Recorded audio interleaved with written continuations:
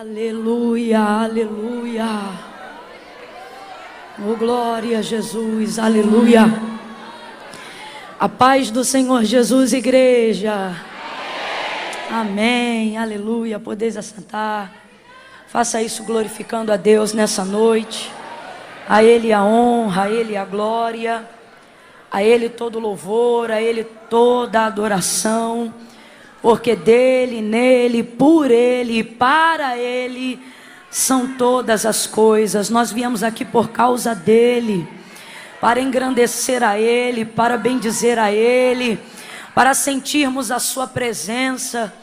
Irmãos, quando eu tenho a oportunidade de estar em um lugar aonde Deus faz questão de evidenciar um pouco mais da sua presença, como é o caso aqui nessa noite, quando eu falo sobre a evidência da sua presença, Deus é minha testemunha, que isso não tem a ver com o quantitativo de pessoas que se reúnem em um lugar, porque às vezes a gente chega em alguns lugares que pode haver uma multidão, mas se elas estiverem com a expectativa equivocada, nem ajuda, até atrapalha. Então o que eu estou falando aqui, estou falando no temor do Senhor, não é pelo que nós estamos vendo aqui, glória a Deus por isso, mas é porque o Senhor, Ele realmente está evidenciando a sua presença entre nós, o que mostra que a nossa expectativa aqui hoje está correta. Totalmente nossa adoração e nossa fé está depositada nele. Se isso é verdade, confirme dizendo aleluia, confirme dizendo glória a Deus. Se você veio aqui adorá-lo, confirme dizendo, é verdade, Senhor. É verdade, Senhor. E eu sinto isso na minha alma. Quando isso acontece, eu fico trêmula. E não é tremedeira de nervoso, não, nem de fome, não. Até porque eu já tomei café antes de vir para cá. É uma tremedeira de temor. Meu Deus do céu, meu coração está tomado de temor nessa noite. Aleluia, aleluia. Eu quero que seu coração fique assim também. Dá uma olhadinha com carinho para quem está do seu lado e diga assim para essa pessoa: guarda o teu pé, porque Deus está na casa. Meu Deus, aleluia, oh aleluia. Fala aí para essa pessoa assim, ó: se eu fosse você, eu respirava até devagar, para não pecar. Respira devagar, que é para não pecar. Porque, irmãos, num ambiente desse, estava ali orando com o pastor Ney, com a igreja, e o Senhor falando comigo: esta noite eu estou arrebentando correntes antigas. Esta noite eu estou arrebentando cadeados antigos.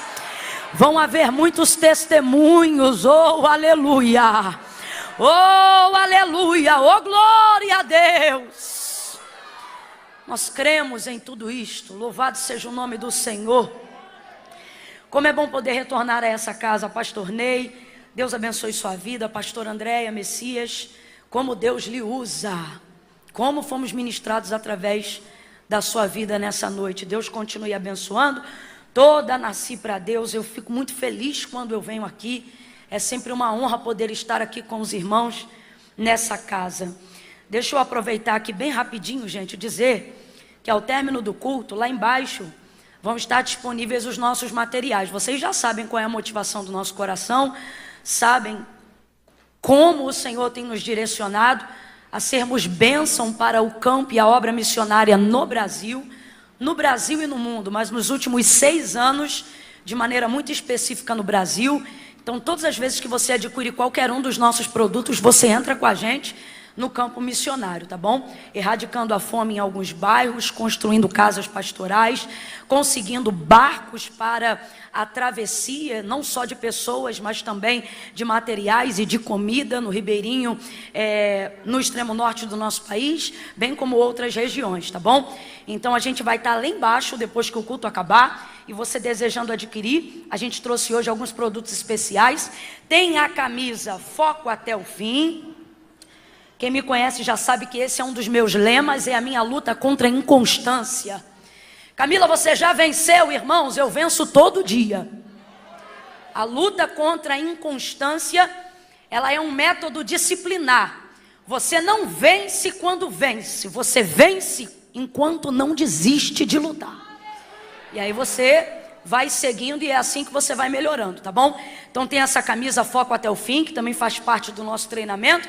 Tem o vestidinho que é o queridinho delas. Eu nunca voltei para casa com esse vestido de todas as vezes que eu trouxe ele para Guarulhos.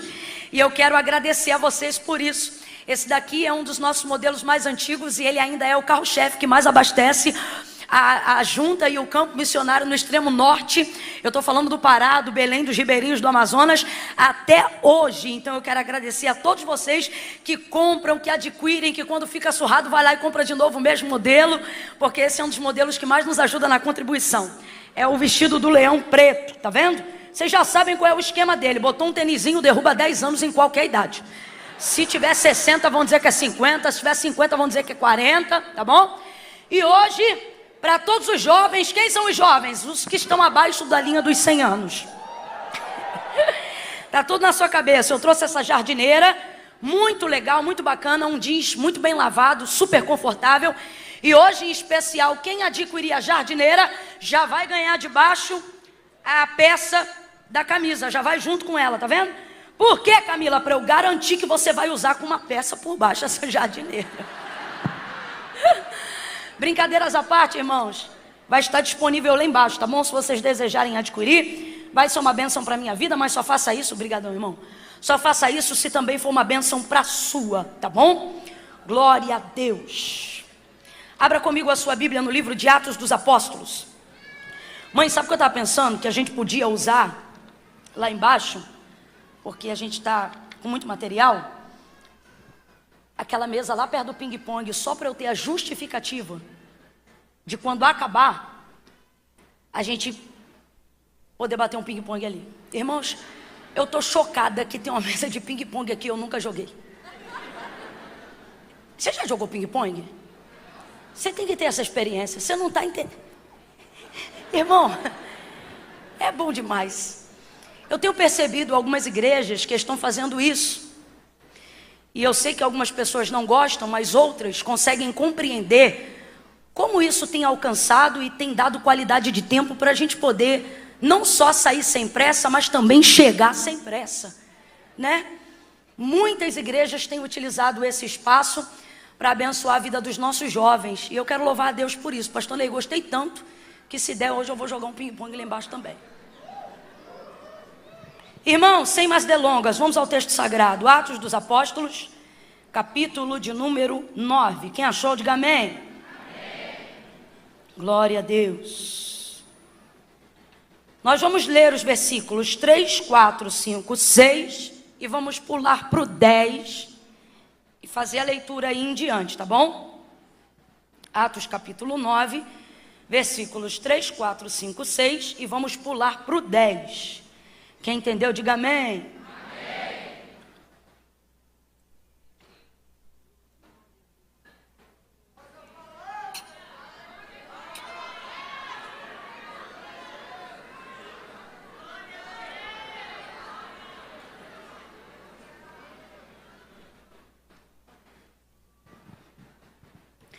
Aproximando-se ele de Damasco na sua viagem, subitamente o cercou um resplendor de luz do céu.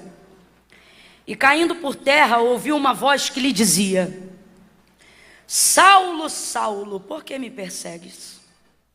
E ele disse: Quem és, Senhor?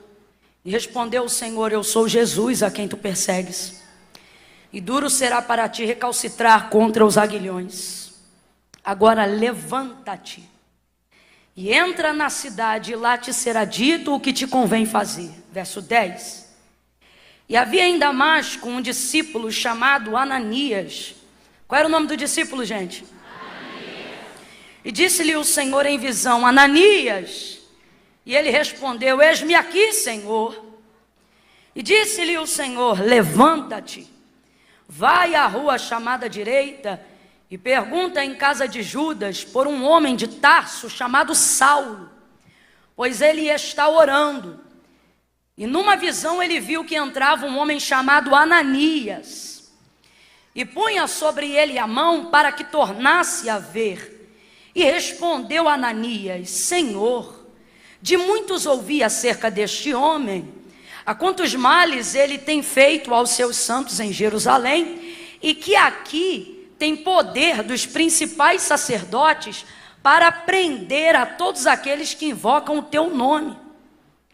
Disse-lhe, porém, o Senhor a Ananias: vai, porque este é para mim um vaso escolhido, para levar o meu nome perante os gentios, os reis e os filhos de Israel. E você diga amém por essa palavra. Amém. Diga amém por essa palavra. Amém.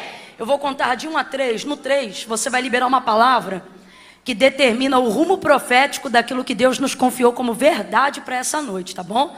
Quando eu disser 3, você vai olhar para esse irmão, para essa irmã, e vai dizer assim para ele ou para ela: você está cercado. Você viu que eu não contei até 3, vocês já sabem disso, não sei por que vocês fazem. No 3 você vai dizer, tá? Quando eu disser 3, você vai dizer: você está cercado. Agora, irmão, para pensar no que é a expressão dessa palavra. Quem aqui consegue ver essa palavra dentro de um contexto que não esteja em conotação de urgência? Eu vi você virando: você está cercado. Irmão, imagina a cena. Normalmente esse tipo de palavra é liberado para alguém que precisa se render. Se a pessoa precisa se render, ela está numa posição muito complicada. Significa que uma força de autoridade maior está sob domínio. Foi exatamente o que Paulo fez no caminho de Damasco antes da entrada dos portais de Damasco. Foi cercado por um súbito resplendor de luz do céu, e essa luz era Jesus. Tanto é que ele ainda nem sabia que era Jesus, mas ele reconhecia que estava diante de uma autoridade maior do que toda e qualquer autoridade que ele já esteve. Por isso a sua posição era de rendição. Tanto é que ele pergunta: quem és, Senhor? E o S é maiúsculo, não é educação, é rendição. Eu reconheço o teu senhorio, eu reconheço a tua autoridade. Então eu quero que você entenda esse contexto desta noite. Quando eu disser 3, você vai olhar para quem está do teu lado e vai falar como se fala alguém nessa circunstância. Você nunca vai ver a polícia cercando a casa de alguém que está fazendo um outro refém e vai pegar o alto-falante e vai dizer: você está cercado. É assim não, meu irmão. Como é que é? Você está cercado, meu irmão. Entendeu? Convença essa pessoa no 3. É 1, é 2, é 3. Diga aí. Agora assusta o outro, vai, diga de novo. Você está cercado, meu irmão. Você está cercada, minha irmã. Está cercado pelo teu chamado, pela tua vocação. Está cercado pela missão que Deus te confiou, ou pela unção que te elegeu, pelo plano que Deus tem com a tua vida. Você não vai mais fugir. Ou eu vou dizer de novo: você não vai mais fugir. Aquele que te guarda e nunca dorme te cercou por todos os lados. Você não tem para onde fugir.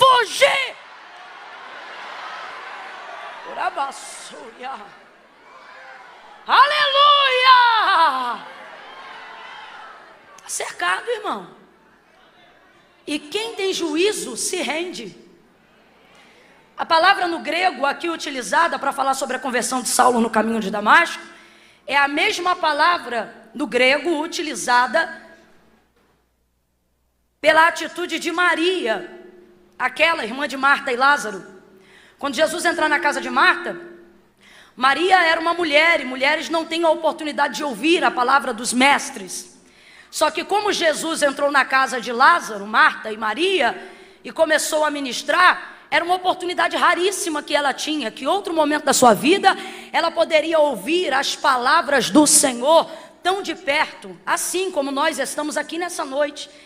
Então Marta, atarefada, cuidando daquela quantidade de pessoas que estava na sua casa para ouvir o Senhor, O texto vai dizer que ela está ali atarefada. Jesus vai dizer: Marta, você está atribulada, está angustiada de espírito. E ela vai estar indignada com Maria, porque o texto vai dizer que Maria quedava-se aos pés de Jesus. Veja, o texto diz que Maria quedava-se. A colocação no grego, ela é essa: quedava-se, caiu depressa, desceu rápido demais. É isso que significa. Agora veja, não é coincidência que a mesma expressão do grego para Saulo seja a mesma em Atos dos Apóstolos capítulo 9. E por que a gente está falando isso aqui? Para poder deixar claro que uma conversão, uma experiência com Jesus, para ser verdadeira, para ser legítima, ela não pode ser nem por força e nem por violência, como diz a palavra. E às vezes, por a gente ler no texto, na maioria das traduções, que por ter sido cercado pelo esplendor de luz do céu, que era Jesus, ele caiu com o rosto em terra, alguém pensa que isso foi um tombo, mas isso não foi um tombo, isso não foi uma queda não programada. Tanto é que mesmo utilizando a palavra caiu, olha o que o texto diz: caiu com o seu rosto em terra. O texto vai dizer que suas mãos estavam espalmadas no chão. Presta atenção, quem cai, cai de qualquer jeito, cai catando cavaco, cai com o cotovelo para um lado, o joelho para o outro, cai ralado, cai de lado, cai de banda, cai se machucando. Vocês estão entendendo o que eu estou querendo dizer? Aí quando você vai olhar a expressão no original, ou seja, no grego, você vai perceber que a expressão, apesar de ter sido traduzida diferente, dependendo da tradução de cada palavra, no grego não há diferença. É a mesma tradução, que não é caiu, mas é quedava-se, que significa desceu depressa. Por que Maria fez isso? Porque ela entendeu que ela estava diante de uma oportunidade única. No caso dela foi voluntário, mas quem disse que no caso de Saulo não foi voluntário? Se uma expressão de conversão e de libertação para ser verdadeira precisa ser voluntária, se ele tivesse caído por imposição ou por impelimento, de que maneira a sua conversão teria sido verdadeira? Se é a própria palavra que admite que não é por força nem por violência, mas é o Espírito que convence o homem do pecado, da justiça e do juízo de Deus. Agora, o que nós podemos admitir aqui é que diante da experiência que ele viveu, a experiência de conversão, ele ouviu a voz, irmão, não foi voz de Camila, não. Ele ouviu a voz de Jesus na primeira pessoa, sem intermediário profético. Não tem como ouvir a voz de Jesus na primeira pessoa, sem intermediário profético, e não sentir absolutamente nada. João vai ficar estatalado na visão da ilha de Patmos no Apocalipse, quando ele ouve a voz de Jesus glorificado diante dele. O texto diz que ele vai cair como morto. Não tem como, é a voz de Jesus.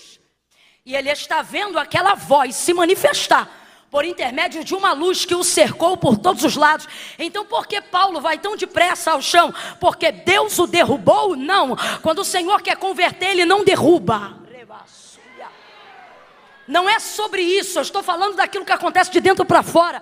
Simplesmente Saulo foi fiel à experiência que ele estava tendo. Diante do que ele viu, diante do que ele ouviu, ele sentiu algo. E diante do que ele sentiu, ele não resistiu e desceu depressa. Algumas conversões só não se completam, não porque Jesus não se manifestou, mas porque a gente é resistente a admitir a experiência que teve diante dele. Ele não, ele vai ser fiel ao que ele viu, vai ser fiel ao que ele ouviu, vai ser fiel ao que ele sentiu. E qual é o resultado disso? Rapidamente ele foi ao chão, e agora com a cara no chão. Que posição é essa? Joelho em terra, mão espalmada e boca no pó. Se isso não é rendição, eu não sei mais o que é. É válido aqui dizer que eu não estou falando de alguém que é leigo. Eu estou falando de um homem que é romano. Eu estou falando de um homem que, apesar de ser hebreu, ele serve toda uma guarda romana. Eu estou falando de um homem que presta reverência a César. Eu estou falando de um homem que se inclina ao Império Romano. Eu estou falando de alguém que sabe o que é reverenciar, descer. Eu estou falando de alguém que já conquistou outras pessoas e outros lugares e sabe identificar uma posição de rendição. Ele não ficou assim por acaso. Ele ficou assim para reconhecer que a autoridade de Jesus era a maior autoridade sobre ele naquela hora. Era uma maneira de dizer: eu não vou fazer nada a não ser o que tu queres que eu faça. Eu estou rendido a esta experiência sobrenatural que eu estou tendo diante da manifestação da tua voz. E ali ele ficou. Uma vez rendido, de mãos espalmadas, e como diz o texto, com a cara no chão, ele pergunta: quem és, Senhor? E o Senhor responde para ele no cerco de luz: eu sou Jesus a quem tu persegues.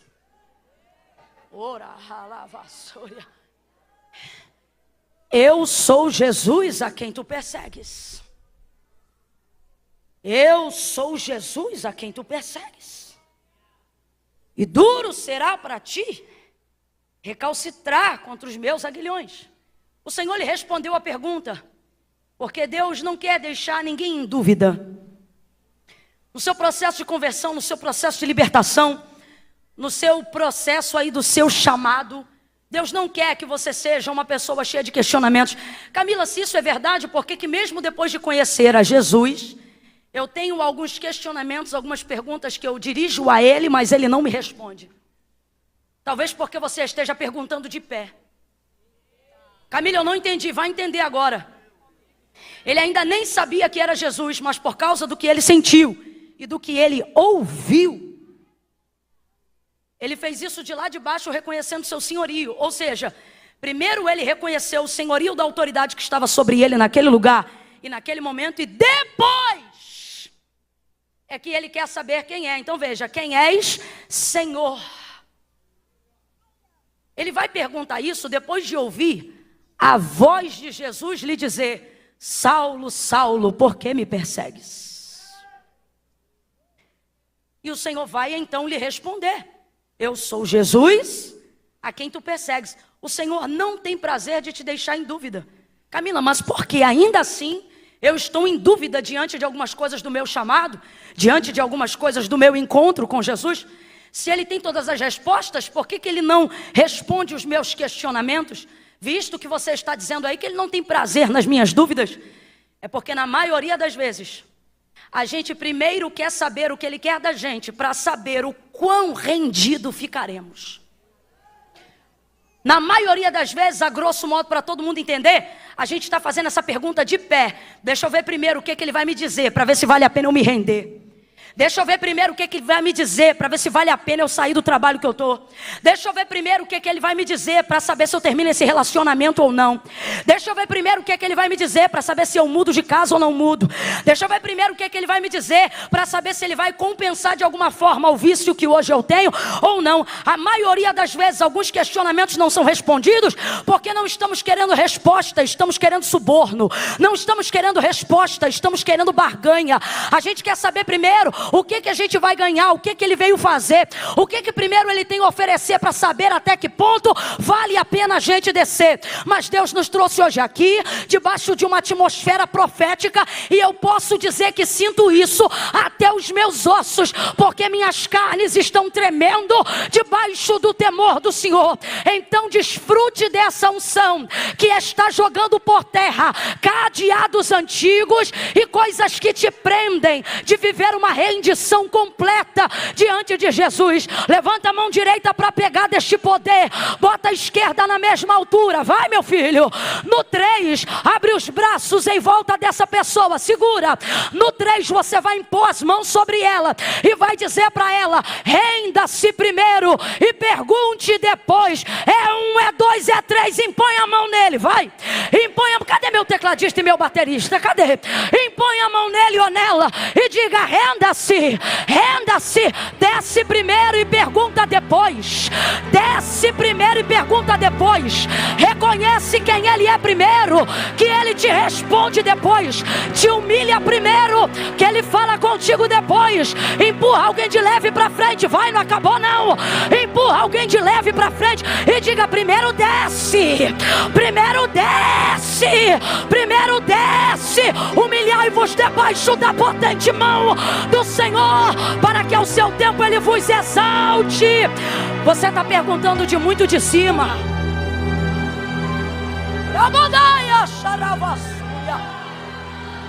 Desce.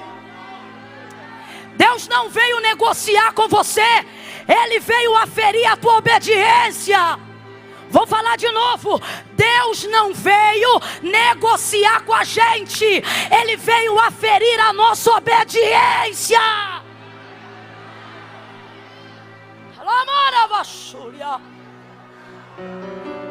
A gente quer saber, a gente tem pergunta, a gente quer resposta, mas faz as perguntas do lugar da nossa acomodação. Jesus está com uma mão estendida do lado de cá para a gente, e a gente está com as duas mãos segurando naquilo que a gente confia do lado de cá. Aí ele diz: tira a mão daí e vem para cá. Aí você diz: não, primeiro me diz, o que vai ter aí para eu saber se posso soltar aqui? Vocês estão entendendo o que eu estou querendo dizer? Isso é manter-se de pé diante do senhorio de Cristo. É não ter entendido qual foi a voz que se manifestou no teu caminho. Só que não importa quanto tempo você vai demorar para entender, não importa a que você está agarrado. Hoje Deus me trouxe aqui como profetisa dele para dizer a você: você está cercado.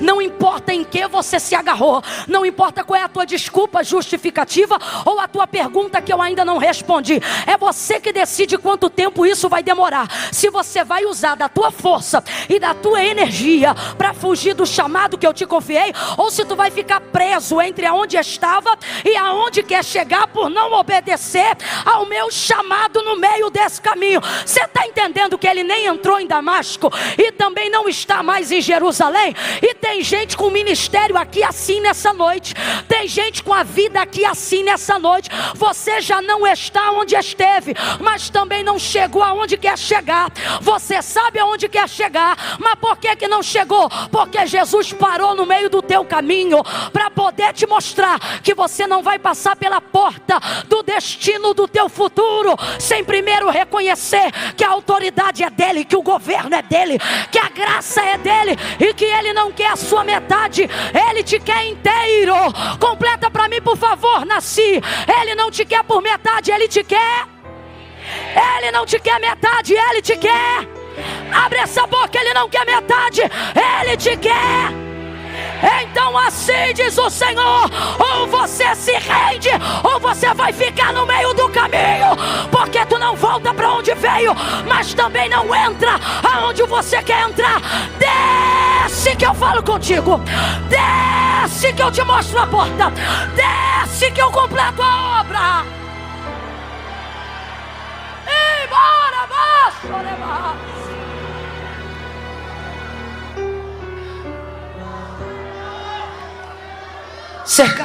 cercado por todos os lados. Quem é o Senhor? Reconhecer o senhorio. Tem gente que complica muito. Com todo carinho. Como a gente não sabe quem é, vamos dizer que é todo mundo, para ninguém ficar sem graça. Olha para quem está do teu lado e diz: está complicando muito. Você para de complicar as coisas de Deus. Pode parar. Ei, acaba com isso.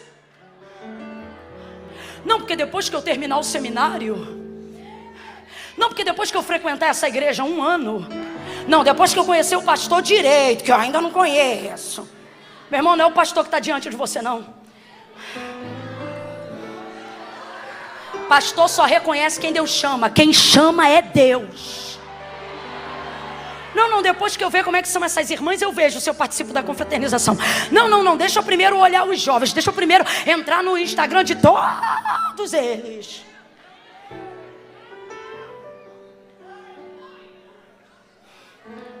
Não é a tua investigação que vai determinar a decisão que você precisa tomar. É o convite, é a chamada de Deus que determina a decisão que você precisa tomar. Sai do meio desse caminho. Irmãos, Paulo não era um frequentador de igreja, não. Pelo menos não dentro do contexto de cristianismo que você conhece como frequentador de igreja. Ele não participava de escola dominical, não. Domingo à noite ele não estava num culto igual esse aqui, não. Eu estou falando de um homem sisudo. Para que ele queria entrar em Damasco? Para levar presos aqueles que ele considerava pertencerem a uma seita, porque ele não acreditava que Jesus era o Cristo, mas que era mais um dos charlatões da época que se levantou para perverter o povo da lei. Ou seja, eu não estou falando de alguém que é quebrantado, que é sensibilizado, não. Mas estou falando de alguém que é capaz de diagnosticar quando a experiência do chamado é verdadeira.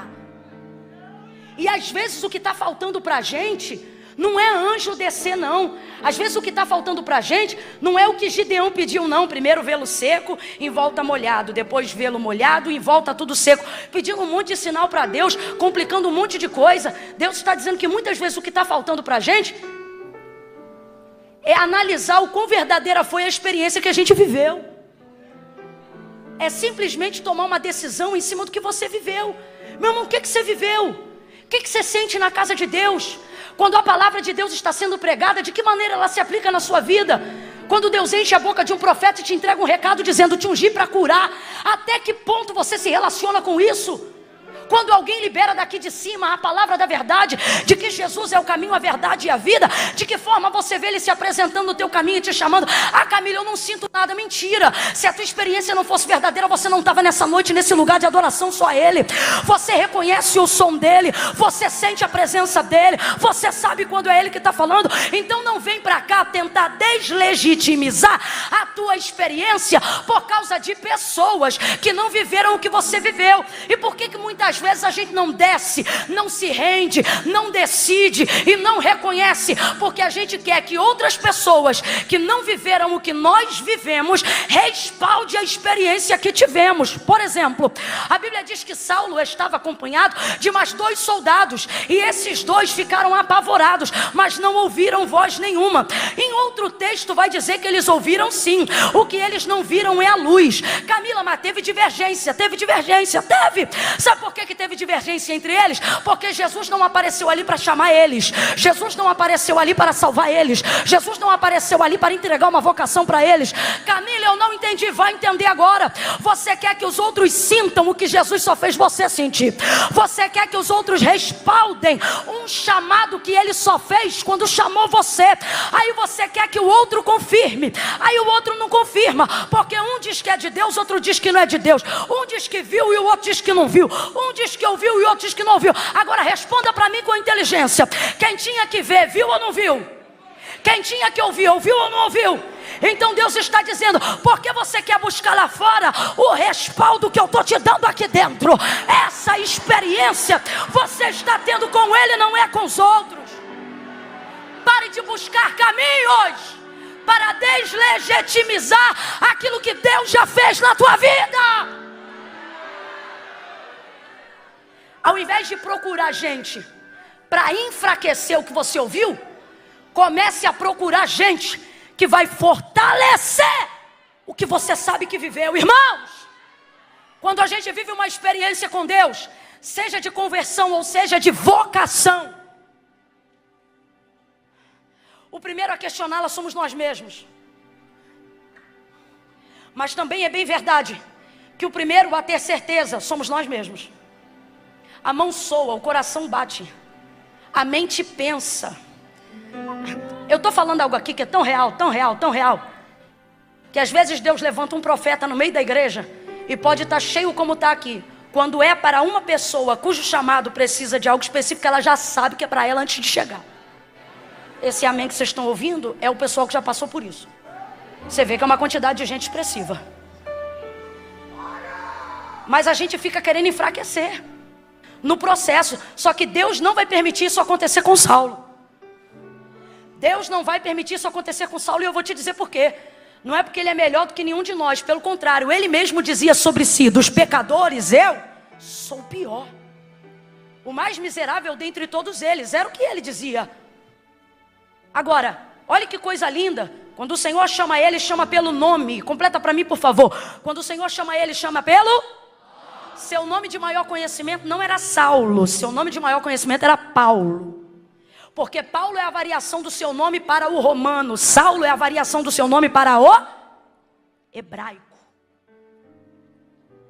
Agora, quando Jesus vai aparecer ele, não chama ele pelo nome de sua fama. Chama ele pelo nome de sua raiz genealógica. É um jeito de Deus dizer assim: não importa o status que você alcançou, eu sei de onde você veio. Sei quem você é. Sei o que você sabe. Aí é tão lindo porque o texto no grego não vai estar Saulo, Saulo, como na tradução para português nós falamos, mas vai estar Shaul, Shaul, que se fosse traduzido fielmente Shaul, Shaul, nada mais seria do que Saul, Saul. Então, se eu fosse aqui pregar como se minha Bíblia estivesse em grego, o que o Senhor está chamando Paulo quando encontra ele no caminho de Damasco é Shaul, Shaul. Ou para nós no português, Saul, Saul. Agora, qual é o significado do seu nome no hebraico? O que significa Saul? Você lembra do primeiro rei de Israel? Como ele se chamava? E por causa deste nome, Saul, ficou muito claro porque Deus escolheu Saul para ser o primeiro rei. O significado do seu nome nada mais é em razão de ter sido o primeiro rei de Israel. Você lembra como o Senhor o elegeu para ser rei? O povo pedia um rei, dá-nos um rei, dá-nos um rei. Não era da vontade de Deus que o povo tivesse um rei, mas porque o clamor do povo era insistente a Samuel, ele intercedeu e na verdade Deus ouviu o clamor do povo e disse a Samuel: Samuel, eu vou dar um rei como eles estão pedindo. Falou tudo que eles iam passar, tudo que ia acontecer, mas ele disse: ó, eu vou atender o pedido do povo. Então veja, o povo clamou e Deus atendeu. Quando Samuel foi fazer a intermediação da escolha de Saul para ser o rei do povo, sabe como ele foi clamar? O pedido do povo a Deus. Então o que isso significa? Significa, pedido foste a Deus. Entenda, quem era o Saul, o primeiro rei de Israel? Alguém que foi pedido a... Vem comigo, alguém que foi pedido a... E Deus atendeu. Então a partir daí o significado no nome de Saul, e isso que eu estou falando não estou inventando, é literal no texto e no contexto. O nome de Saul significa pedido foste a Deus. Então responda aí para mim, qual é o significado do nome de Saul? Qual é? A galeria tem que participar. Qual é o significado do nome de Saul? Então quando Jesus cerca ele no caminho de Damasco e fala com ele: Saul, Saul, o que ele está dizendo 2 vezes para Paulo?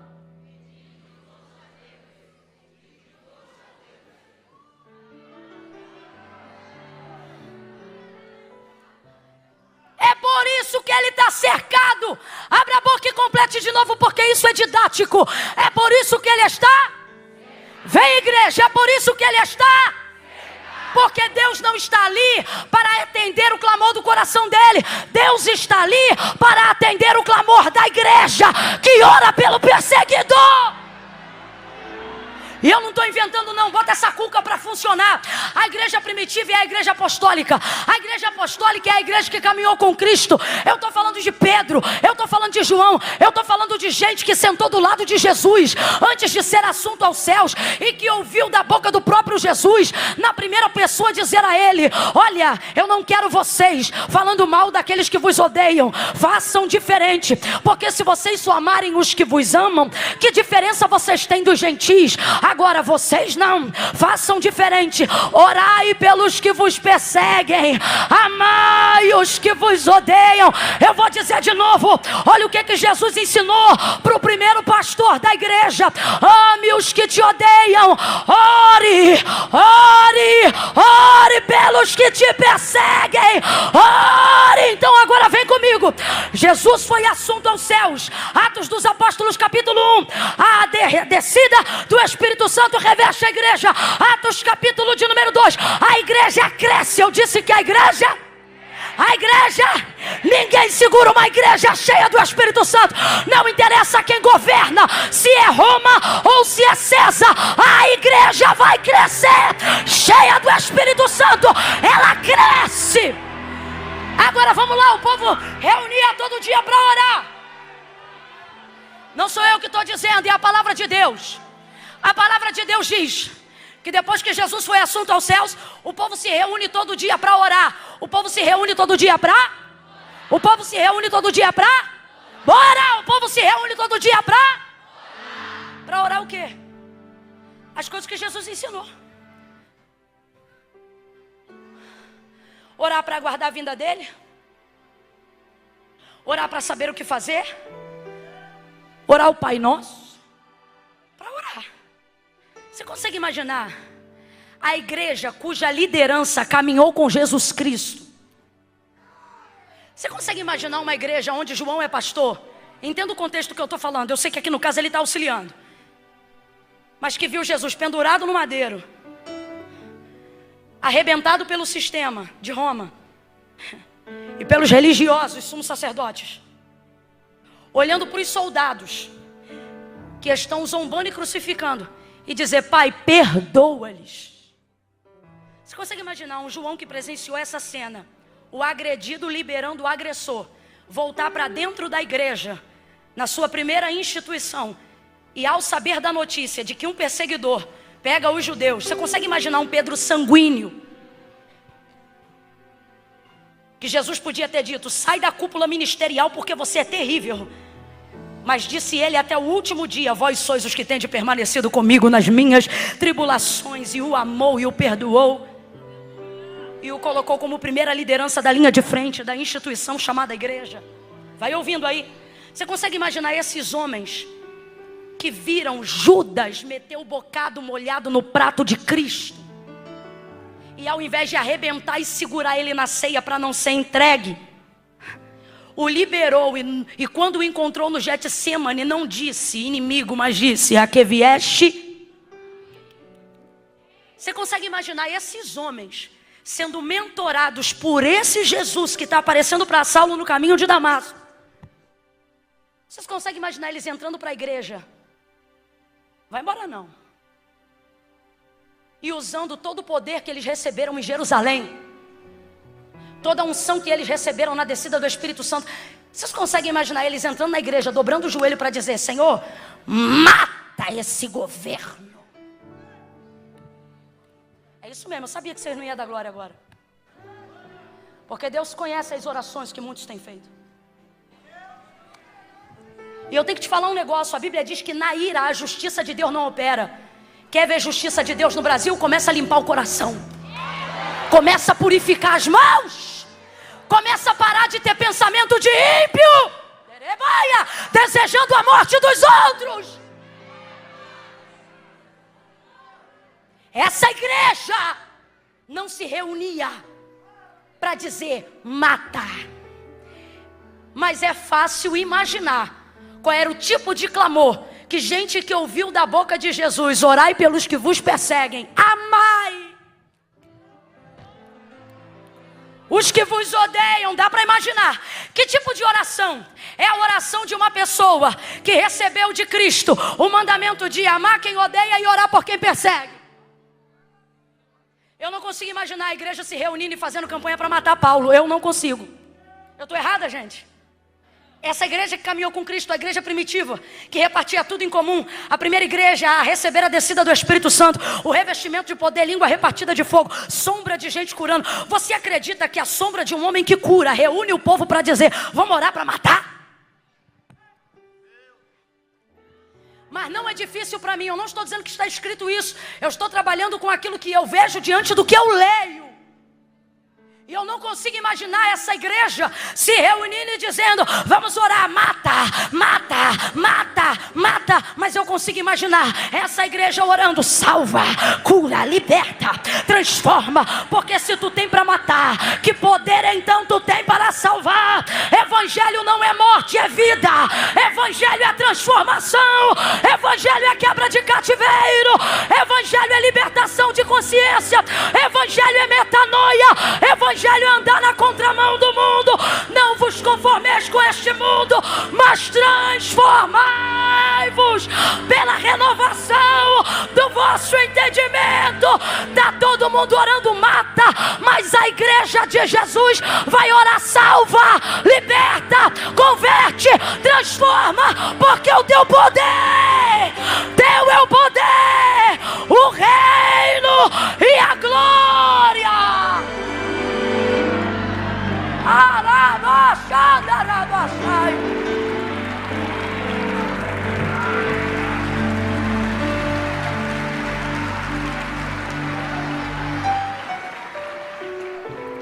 Aí agora, não por coincidência, chega Jesus para Saulo, para Paulo, e diz: Saul, Saul, Shaul, Shaul, Saulo, Saulo. O que ele está dizendo? Pedido foste a Deus. Pedido foste a Deus. Vou correr, vai não, pedido foste a Deus. Não, quem é crente é minha mãe, eu não sou não. Pois é, mas Deus não tem compromisso com você, Deus tem compromisso com quem te pediu. Pedido foste a Deus. Não. Mas o meu vício com bebida é mais forte do que o que pregam na igreja. Eu não vou ser crente hoje não. E o Senhor está dizendo, vai sim. Porque meu compromisso não são com tuas caixas, não é com teu vício. Meu compromisso é com quem dobra o joelho todo dia dizendo, por favor Deus, salva ele. Por favor Deus, liberta ele. Por favor Deus, faz uma obra na vida dele. Deus, ele não te quer, mas eu quero. Ei, lembra Mateus capítulo 15, verso 21? A cananeia saía gritando atrás de Jesus. E inteligentemente ela dizia, filho de Davi, tem misericórdia de mim. Mas peraí, ela não foi buscar pela filha que era endemoniada? Não era a filha que estava possessa por espíritos imundos? Mas olha o clamor da cananeia, filho de Davi, tem misericórdia de mim. Filho de Davi, tem misericórdia de mim, que minha filha está miseravelmente endemoniada. Resumindo a história, Jesus salvou a vida da filha dela, ou melhor, perdão, Jesus libertou a vida da filha dela. Aí eu te pergunto, possuído quer libertação? Possuído tem poder de escolha? Está com a mente possessa, vai pedir o quê? Vai escolher o quê? Ele está manietado. Só que a mãe que era livre foi atrás de reconhecer o senhorio de Cristo. E assim como Saulo, ela não dizia Senhor com S minúsculo, mas com S maiúsculo, reconhecendo o seu senhorio. E ela gritava, Senhor, filho de Davi, tem compaixão de mim. E por compaixão dela, Deus libertou a filha dela. Camila, eu não estou entendendo. Ele está dizendo, qual é o pedido que você tem feito para mim? Você quer que eu vá buscar quem? Você quer que eu liberte quem? Qual é o clamor da igreja? Qual é o clamor da igreja?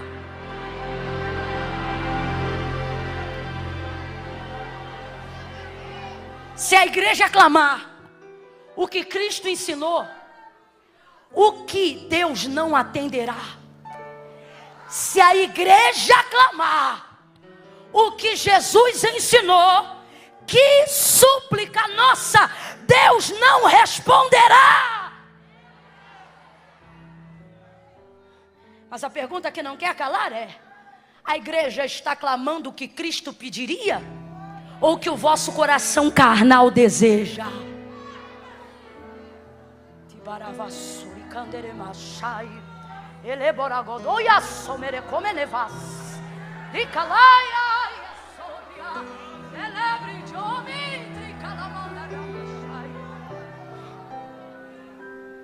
Ele repete duas vezes. Saul, podia ter sido uma só, mas ele repete duas. Ele fala duas. Ele fala quantas vezes? Ele fala quantas vezes? Ele fala quantas vezes? Está falando e está confirmando. O que ele está dizendo? Não vai ser outra coisa senão o que eu estou dizendo. Então assim, que bom que ele se rendeu, que ele reconheceu, que ele legitimou a experiência. Porque meu irmão, se não fosse desse jeito, não ia ter jeito que tirasse ele do jeito que Jesus queria fazer. Porque olha o que ele está dizendo. Pedido foste a Deus, pedido foste a Deus. Quem é Jesus? Cumprimento da vontade de Deus, o verbo vivo que se fez carne. Existiu desde sempre, verbo vivo, mas só vimos depois que se manifestou em carne. Quem é Jesus Cristo? Cumprimento da vontade de Deus em realidade física. Então o que Jesus está indo fazer ali na conversão de Saulo no caminho de Damasco? Convertê-lo. Eu não vim aqui porque você é bonitinho, não vim aqui porque você é legal, eu vim aqui porque eu vim cumprir uma vontade do meu Pai, que está ouvindo a oração da igreja em meu nome. Porque a palavra de Deus é fiel. E foi o próprio Jesus que disse, João 15, tudo que pedirdes em meu nome, receberá, ele vô-lo concederá. Aí o homem está lá caído, mas o Senhor não despede ele caído. O Senhor diz para ele, agora levanta-te. É por isso que não tem problema nenhum se tu tiver que descer hoje o mais baixo na presença de Deus. Se for na presença de Deus, não importa. Eu quero que você seja boca de Deus para a vida de alguém aí agora. Diga para essa pessoa, se for para descer na presença de Deus, diga para ele assim, vá o mais baixo que você aguentar. Porque não importa o quão baixo você vai se humilhar e descer diante dele, que a mão e a palavra dele não te faça sair de pé desse lugar que você se humilhou, deste lugar que você desceu. O Senhor não dispensou Saulo caído daquele momento, ficou cego por causa do resplendor de luz e precisou ser guiado ao caminho de Damasco, à entrada de Damasco. Mas o Senhor vai dizer para ele: agora levanta-te. Olha que coisa linda, gente, levanta-te.